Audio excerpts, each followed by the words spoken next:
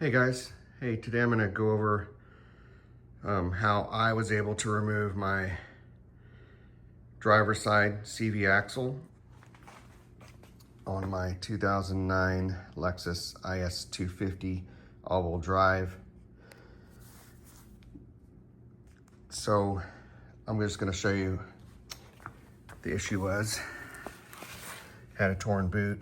It was clunking the front all over the place. You could hear it. So that was the culprit. Tools you're going to need to do this is you're going to need a 21 millimeter socket or tire lug nut wrench to get the wheels off. You're going to need a 17 millimeter socket and a 19 millimeter socket, and also I believe it's a 40 millimeter. Let's see, what is that?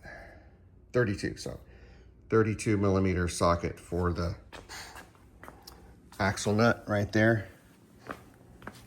And you're gonna have some of these pins you have to pull out, cotter pins, some kind of tool to pull those out.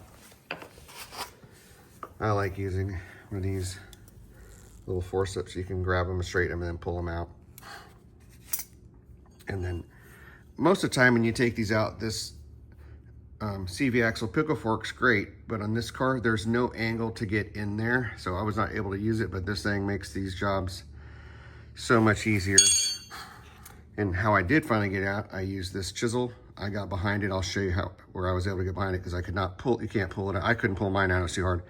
I snuck in behind the subframe and the transmission, got a corner of this thing.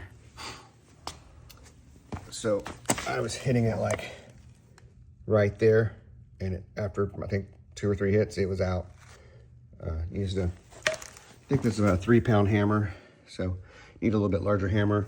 And when you're taking these bolts out of the lower knuckle, you might want to use this, because I didn't have the car jacked up high enough to use my impact, but I ended up jacking it up higher because I didn't have enough room to get underneath there and chisel and actually have enough power to do it. So I have it jacked up pretty high. As you can see, I've got jack stands, and I left the jack just to be safe. So let me show you guys kind of the before. This is the passenger side. Let me get my flashlight. Kind of point things out before and after. So again, you're going to use a 21 millimeter socket or lug nut wrench to get those off, get the tire off. You're going to need the 32 millimeter socket to take this off. I use some spray penetrant on this, and over here, you're going to need the front tie rod. It's going to come off that nut right there. You're going to have to pull that pin out with some pliers or something. Pull that out, spray that down with some lubricant. Hopefully it makes it a little easier to come out. And then underneath, right here, you're going to take these off. And I believe these were 19s. I'd spray those down a little bit too, just to be safe if you have anything.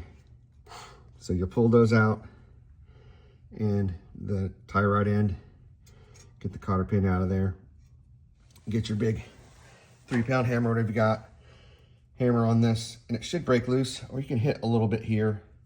Be careful, you don't want to break that up, break that, but most of the time, just hitting that will loosen it up. Or you can loosen your nut high enough above the threads and hit the nut, not the threads, to finish off. But mine came out pretty easily. And then once you get these out, same thing, hammer around here and here. If you have to, you can get a little screwdriver flathead and kind of pry it loose, but mine popped out pretty easily. And then you'll get your castle nut, or sorry, the axle nut, and then that'll come off, and then you should be able to pull this whole mechanism out. On this side, this is what you'll have.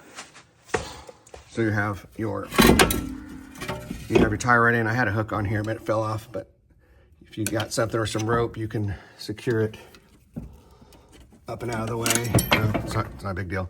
But got that out of the way. I didn't have anything else. Here's this little extra wire, and it was holding it pretty well. Just out of the way. Be careful not to go too far so you don't tear your brake line.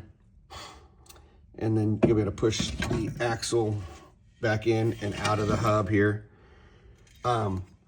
You don't have to undo this. I loosened this just a little bit just to give myself a little more room, but you don't really have to mess with that.